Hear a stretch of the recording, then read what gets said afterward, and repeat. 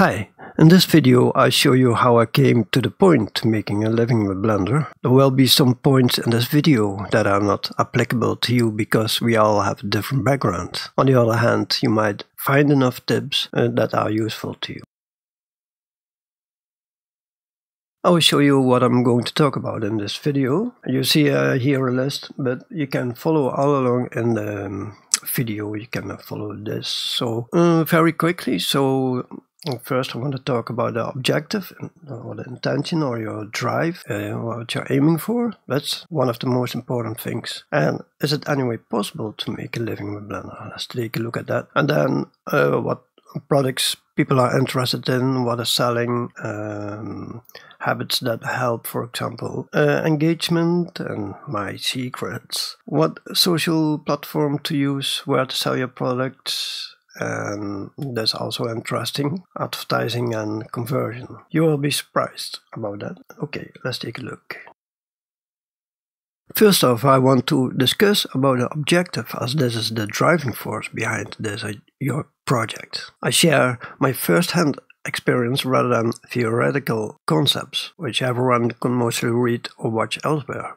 The videos I'm going to share are based on my own works, and I must say that they are unique, as I didn't watch any other videos on how to make a living with Blender. They are purely based on my own research and experience. First, I tell you a little bit about myself, so you know where I'm coming from, and there's a good example. When I was a kid, my dad gave me this Fisher technique, and I remember I stayed up late at night. Then a few years later, my dad gave me this electronic kit, and again, I stayed up until late at night. Then I remember I got the Atari 1040 ST, and I got, I think it was GFA Basic or GW Basic. And I remember I didn't sleep for 3 days because I was very busy to create something what I had in mind. Then it happened one time that I bought second-hand electronic parts like transistors, pot meters, etc. from someone who collected that over a year from defective devices. And it looks a little bit like this. So I could then create my own device. Alright.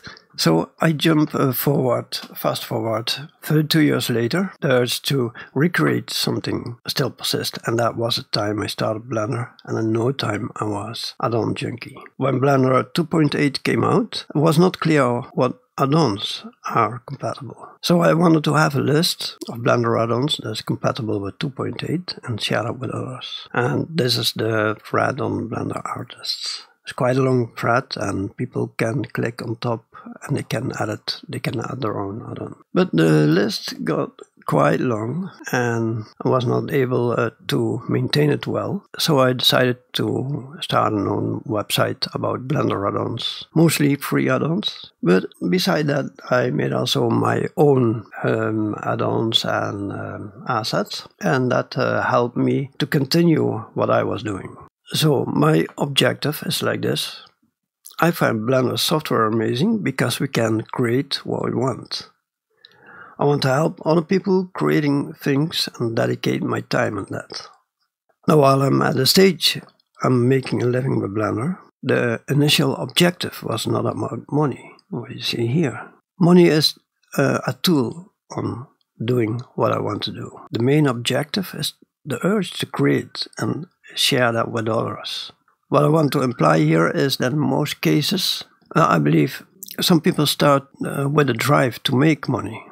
And then maybe they look around for stats and make a plan. But I think that story, the objective is not strong enough. Now we got that out of the way. Let's look at the second part, how to actually make money. So, and money as a tool to accomplish your goal. Is it any way possible to make a living with Blender? What's the potential? The examples below, they might not be accurate because the price could be cheaper in earlier releases of the products, but it gives you an impression of what is possible. Let's take a look at AutoRig Pro, for example. This add-on was released 4 years ago, and the price is $40, and 8,600 people bought it on Blender Market. So $40 times 8,600 is $344,000 in 4 years. So that's $86,000 a year. So while I was making this video, I was quite shocked, and I thought, let's double check, let's check on other add-ons, what's going on there. So I did that. I made a list of add-ons, a few popular add-ons, and here you see the name, you see the years, how many people bought it, and what's the price, and then per year. And then I made a graph of it. And you see here extreme PBR, this per year, 250,000. Am I correct? 250, yes. So the potential could be $250,000 a year. So I'm not saying it's possible for you or for me, but it is a potential somewhere. It shows how many people could be potentially interested in buying your product if you have a good product and you pay also attention to marketing, etc. But again, these numbers are not 100% correct. But let's say then you take half of it. So it was not 250,000, but 125,000 is still amazing. So let's jump into the next. What products are people interested in? What products are people interested in? Let's take a look at that. Here you see when you are a creator on Blender Market, you see this graph in the creator dashboard. You see what people are looking for. On top we see tree, grass, hair, city, car, UV, rig, character. And on my own website I have something similar. I can see what people are viewing the most. There I see make human, building tools, that is to make a building house. Modular tree, molecular script, text tools, UV toolkit, Archipack botanic. And on YouTube I can see what people are watching the most. And on top there's make human and then a few others. And you can check on Blender Market which ones have the most sales. I see here in this list, I see a lot of modeling tools, but I see also tree, grass, terrain. And so overall, what I see is I see modeling tools and things from the real world like tree, grass, buildings, archpack, things like that.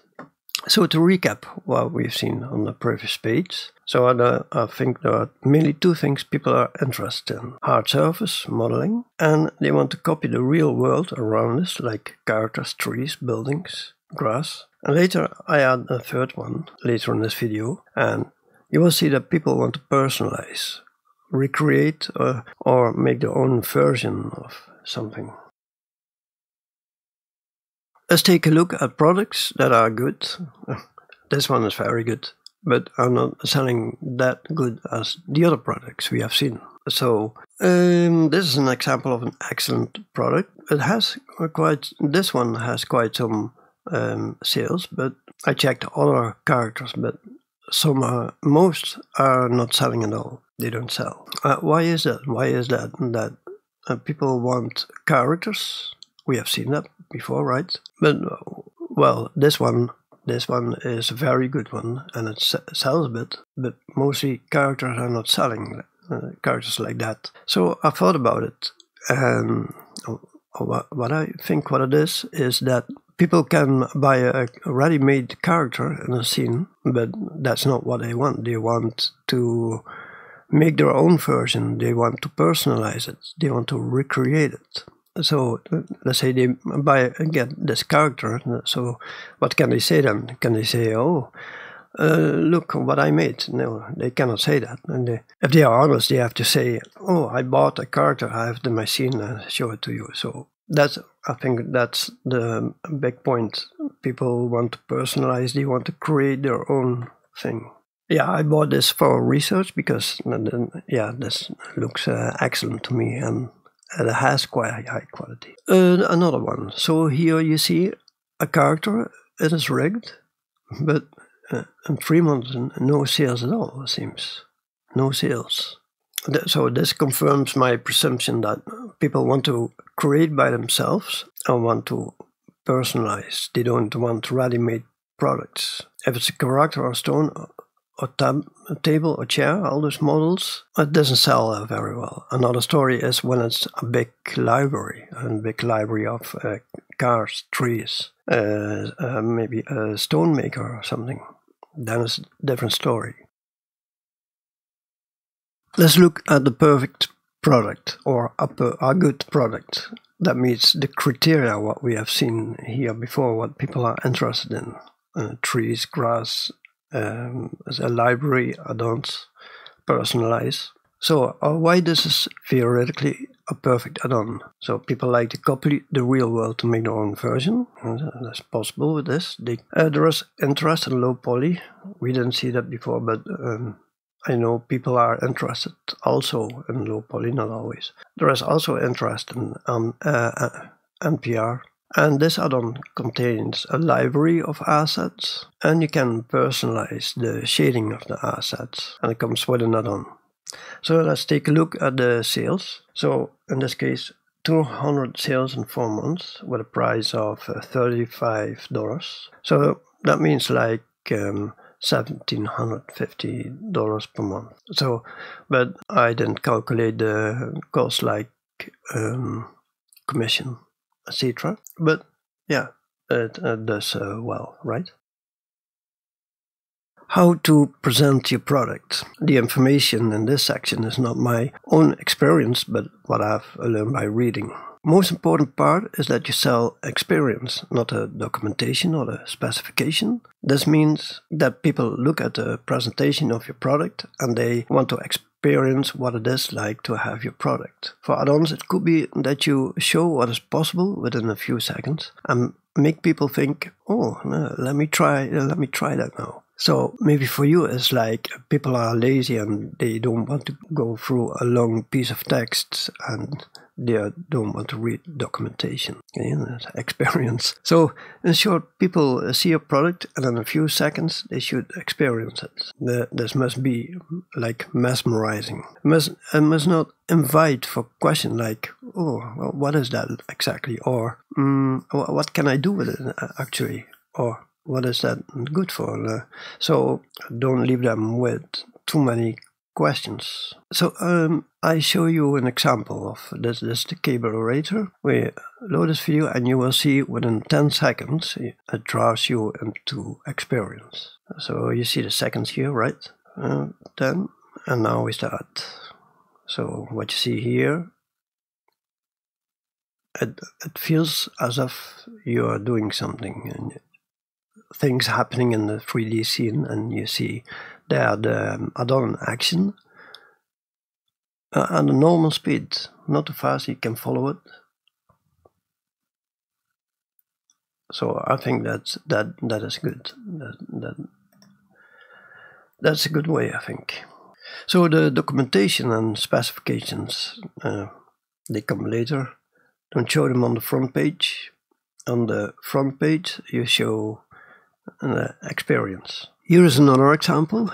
This presentation is well done, I think, because you have the cover here in Instamat. Mat is in orange, edit, manage and create. So it's very clear in one view, you know what it is about. It is about creating a material instantly. You can edit, manage and create it. And here you have those GIFs.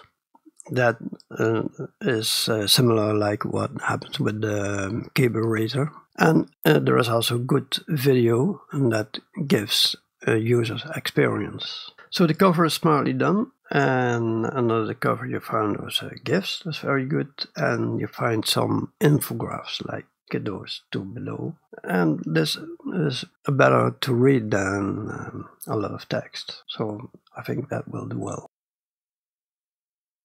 Who's your customer? Below I collected some data from my own sources. Might not be applicable to you, though it can give you some impressions, and it's good to keep this info at the back of your mind. Not that interesting, but worth knowing. So past week, these are the stats on my website. So a lot of people from the United States, you see this number here. Then from India, Russia,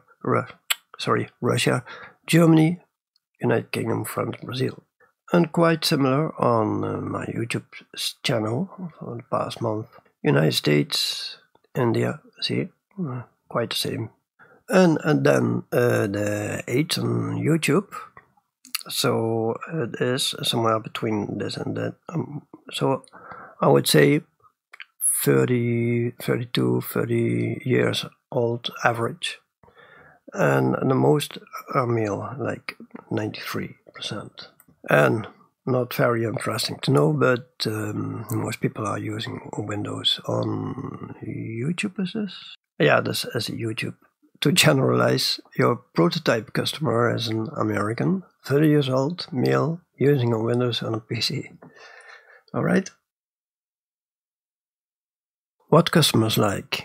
Below, you see I collected a few reviews and I copied them, pasted them in here, and you can see what they say. Mainly, you see quickly and easy to use, helpful answering my questions, simple, intuitive, fun to use, time saver, again, time saver. So, mostly it comes to easy to use, intuitive, simple, time saver. And here, what customers don't like. So I did the same. I collected reviews, bad reviews. I copied them and pasted them in here. So bad reviews say like it's slow, the information is outdated, bad reviews due to error, not able to install, pricey, too heavy, memory, and no documentation or installation documentation. So people definitely don't like hassle. Habits that help. There are a lot of habits. You can read them online. But I have two habits that help me a lot. And one is this. That's produce. So no matter how smart your plan is, there is time to produce. At the end, some work needs to be done. And that means you actually have to sit behind your desk and actually produce something, make assets, materials, or whatever. I would say it's like 10% thinking, planning, and 90% work. Sometimes it's a bit tricky because often you have too many ideas or you plan too much, change plan, change direction, and at the end, like in 3 days, nothing has been done because you had so many plans. Another one is, I call it push through. So in other words, don't hold off. For example, I remember I knew barely anything about coding alone. And when you start with coding, surely you will stumble upon a problem and you will say, oh, okay, I need some tutorials for that later. But this way, it takes too long to finish your product and a big chance it never will come. So instead, when you stumble upon a problem, for example, you don't understand something, you look for a solution straight away. I mean, a push through. Then surely you will find a solution for that. For example, maybe you have seen this, you wanted to code, and you read this, like can't pass data through objects to operate an operator, and you think, oh, yeah, what's operator, what's context? And you read, and you're not getting the hang of it. So you need to look that up, and you look this up, and then again, you have another question. So, yes, I can imagine how it is, but it helped me a lot to push through, and that made me possible to develop Eevee Express. So there are enough sources to find, but yeah, I'm not going to read them all. But I've seen one video, Blender scoring video, and I think I didn't watch the whole video, but I think it might be interesting. I've seen some parts, and I thought, oh, I'm going to watch that later again. So I will put the link in the description. Maybe there are some interesting things in the video.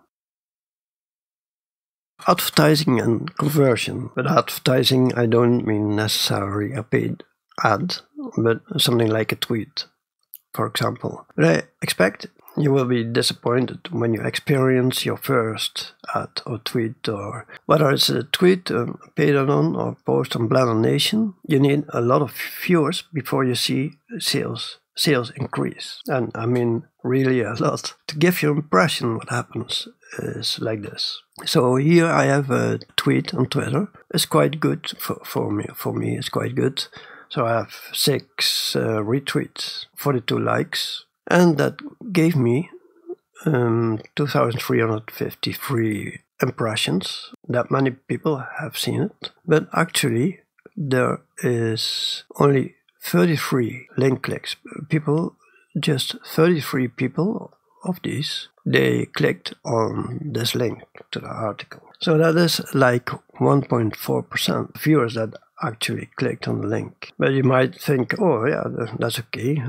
So I have 33 sales with that tweet. But no, that's not the case, because we have still a long way to go. So let's say this was a product.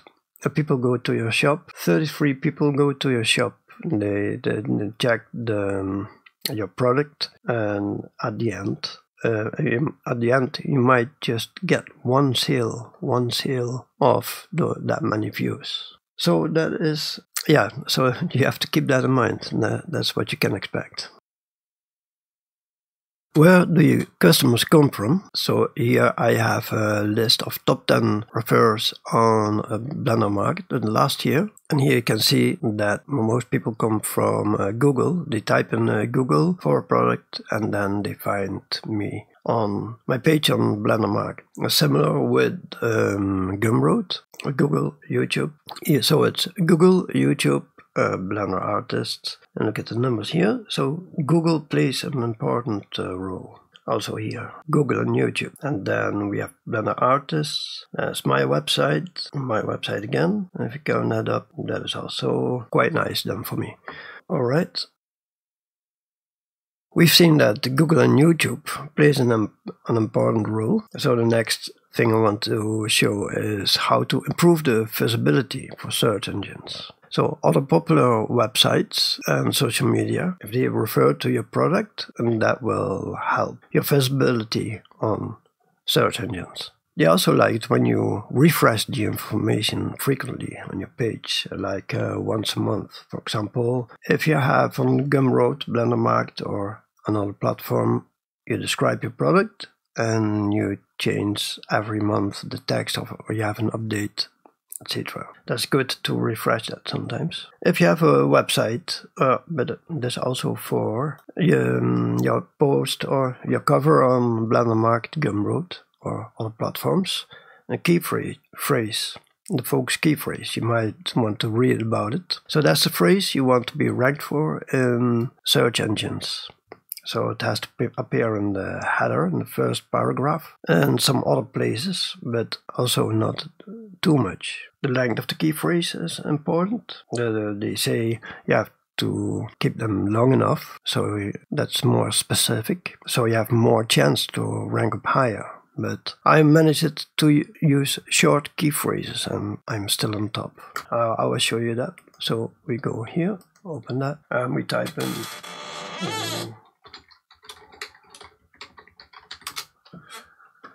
so you will see that my website is, my key phrase is, I believe, Blender add-ons. It's a short key phrase, but still I'm on top of the search engine. That's because I do my SEO well, and not every website or forum they bother about SEO. So that's important, the key phrase. If you have a website, you have also a meta description. You put there the key phrase in as well. And also the key phrase in alt image attributes. The length of the post must be at least 300 words, or 500, 600. And the speed can also be important. If the page is loading too slow, then I believe search engines don't like that much. And also important, but it is not what search engines are looking at, is the readability. So that makes your text easier to read. If you're interested in that, you can look at transition words. So they are gluing your sentences together, so the reader knows how the sentences are related to each other. That makes it easier to read. Also passive voice, that's easier to read, and use rather simple words than academic words, shorter paragraphs, and distribution of headers, like I have a header here, a big header here, smaller header here, then a list and a paragraph, etc. So maybe I can show you an article on Blender add-ons. Let's see, Ladybug, maybe this is an example. So I have sorry, my voice is not so good today, but I have done a title here. This is the key phrase. You see the key phrase coming back. The short, the alinea is not too long. Is in the active voice. Here again, the key phrase. And if you click on the attribute of this images, most likely has also the key phrase, short alinea, another header, etc. So that's good enough. You see, the search engines, they like it. So that maybe that's applicable, but you can also, if you have your post on a Gumroad, Blendermarkt, you want to keep an eye on that as well. Online engagement. That's very interesting, but you might get frustrated sometimes seeing no or little engagement. I think my voice breaking up a little bit, but I hope I can manage it till the end of the video. So engagement is often not that high.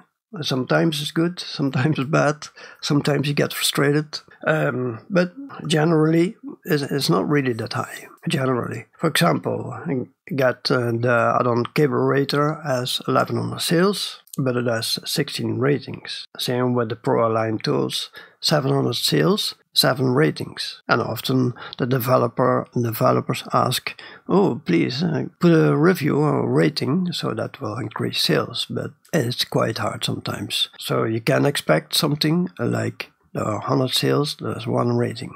How can you improve some engagement? So as I showed you in the beginning of this video, money should not be the first objective. If money is the first objective, it might work against you. Maybe you have to go back to your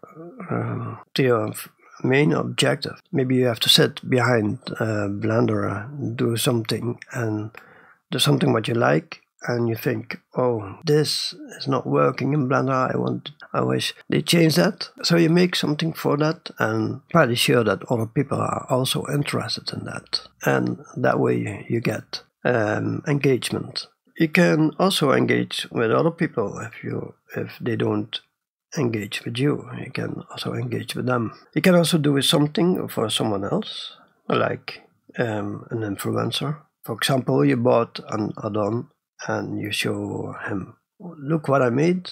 I made something nice with my own assets, models, or add-on. And then you tweet that or you post it, show it the developer. And most likely, if it's good, he will retweet it. Sometimes that will help. It can be a trick. But don't use it as a trick. But all right. And you can give contests, giveaways, polls, you can ask, etc. All right, let's jump to the next one. Yeah, well, what I did here, I thought let's check some tweets and let's see what's going on. You can do that yourself, but I have here 2 tweets. This is the first one. What I see here is Pierrick Picot, and it's pinned since November 2019. He has quite some followers, 6,000. And on his YouTube channel, he has 22k subscribers. You see, there are 827 likes and 195 retweets and 35 people who commented. So it is a pretty good add-on, but you get an impression why there is engagement. It could also be that the Pierrick asked the students of the course to engage with the tweet, also possible. But yeah, he has quite some background. He has a lot of followers on YouTube. So that could be a reason why there is a lot of engagement. Here, completely another one. This is just 4 hours old. Has 111 likes, 14 retweets, and 8 people replied, and that is because people are interested in this new add-on. Pardon. So you can check yourself some of these tweets. Now we come to an interesting point. Here, I've seen this thread a few times on Blendermarkt. and it looks good. And I thought, why there is no engagement at all? For example, he posted 51 posts, and there is not a single reply. There's only, I believe, on the first post, 4 likes, and it's a product, $80. And I checked the YouTube channel, and there was a video posted in May 2020 as 227 views, and the channel has 8 subscribers. So that's quite shocking to me. So the first post looked well. So why doesn't that work? So well, the cover looks good to me. So I think this cover is not yet enough to draw the user into experience. There is, in the next post, second post, there is a video, but that video goes too fast. Another thing is, yeah, it's a Blender community, and it looks a bit like an ad. It looks a bit maybe like a one-way communication. I'm not sure about that, but let me know in the comments what you think about it. Another thing is that there are cheaper alternatives, because $80 is quite pricey.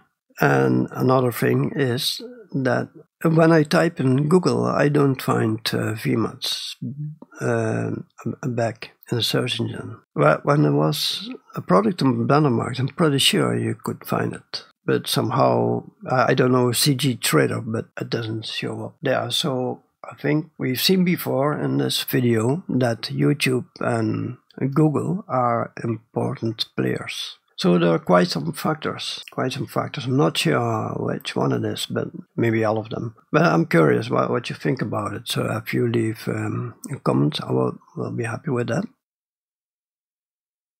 Let's jump to the secret of new media supply.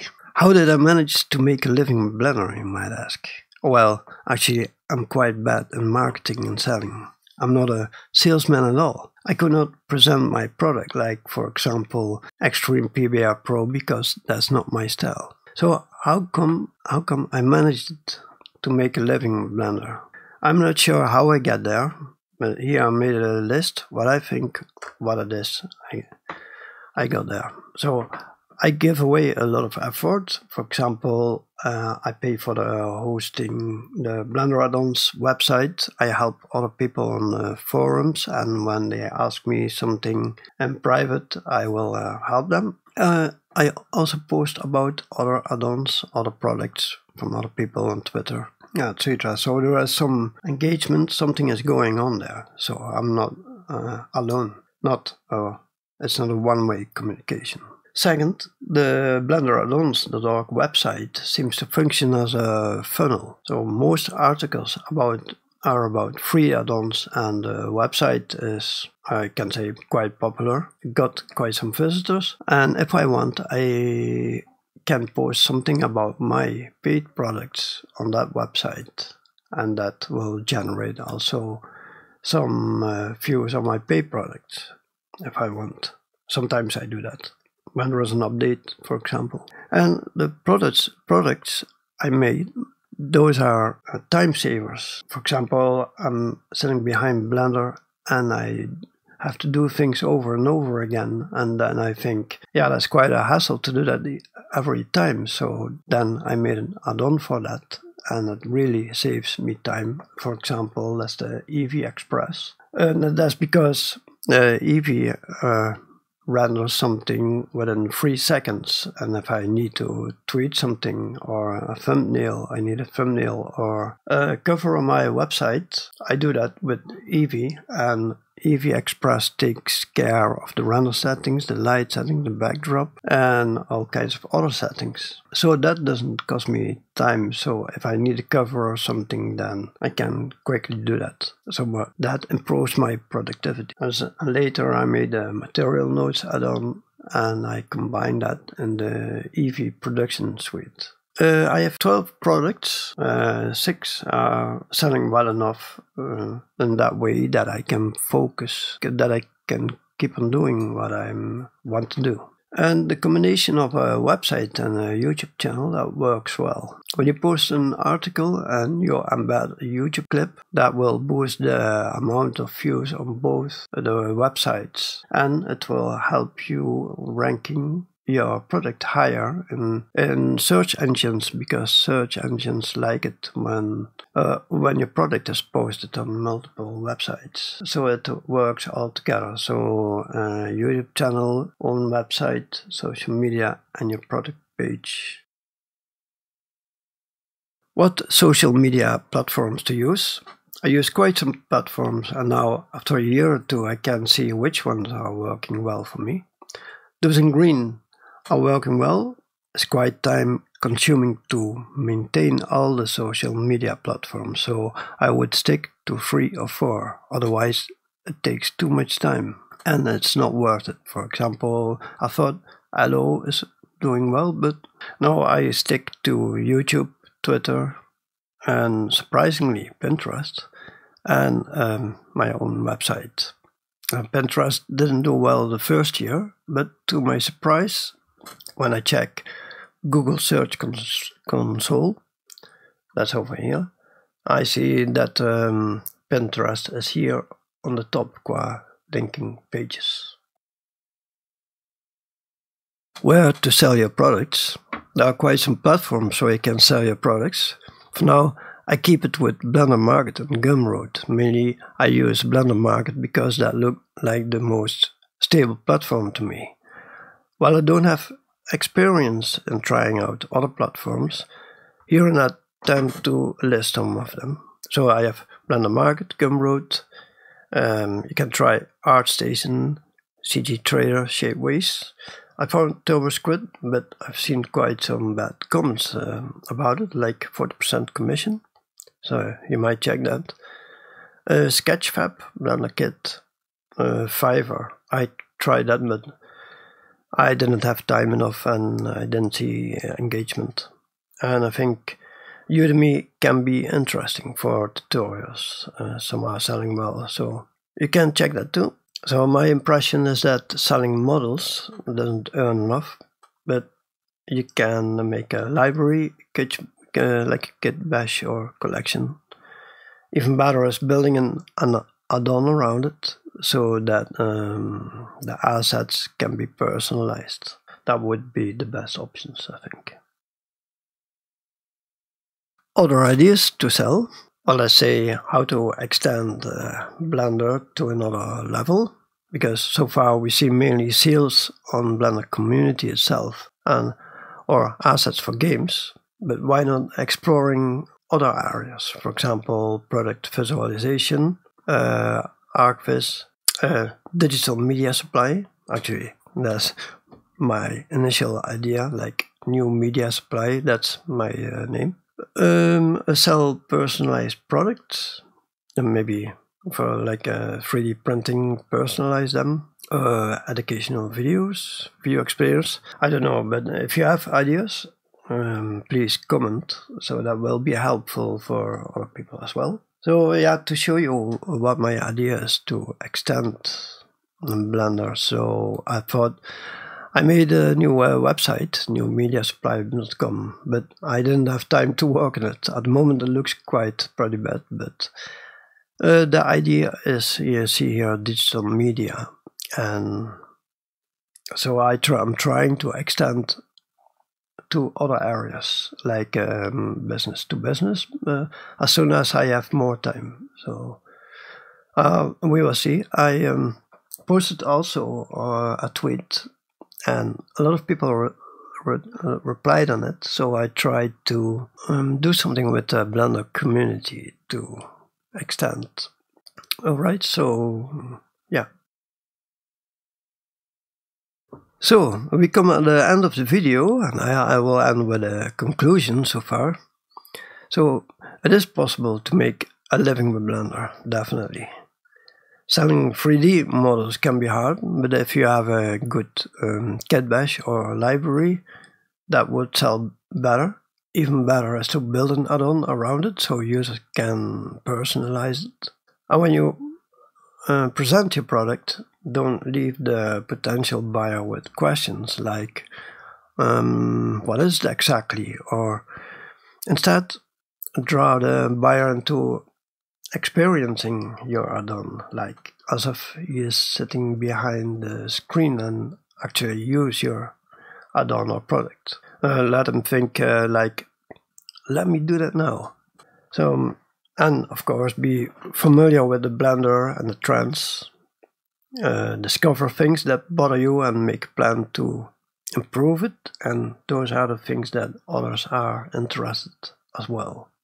You're not the only one. Earning money means, you have to work. I think there is no way, to my knowledge, that you can make a living by working 1 day a week. I would say keep on going, push through like I showed you, and no excuses like I will follow a course first next month. Because for every problem, and if you stumble upon something, you can find an answer or solution online right now. Alright? Now, I hope this video is very useful and success with your business. And if you have further ideas, then I'm happy with comments in the video below, and I hope that will help a lot of other people, because I love to see other people using Blender and do something with it. That's what I want.